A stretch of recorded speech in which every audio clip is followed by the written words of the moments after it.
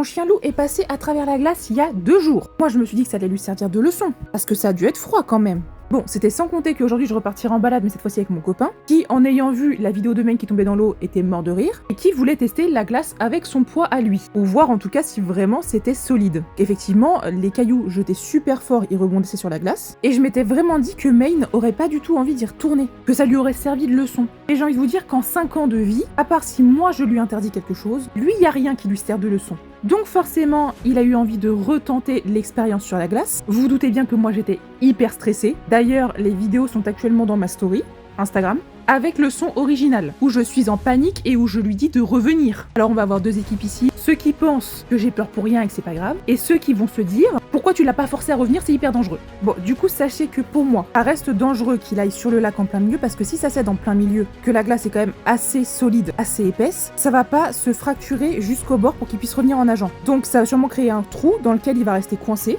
Moi, il faudra sûrement que je pète la glace jusqu'à lui, donc que j'aille dans l'eau avec lui, pour qu'il puisse nager et revenir, ou que je puisse le porter. Et le temps que j'y arrive, j'ai vraiment peur que genre il soit gelé, qu'il soit tétanisé, qu'il puisse pas nager. Donc même si je reconnais que c'est drôle, c'est sympa pour lui cette nouvelle expérience, d'avoir marché sur un lac gelé pour la première fois de sa vie, il était un tout petit peu en panique qu'il passe à travers la glace. Ma bosseronne aussi apparemment.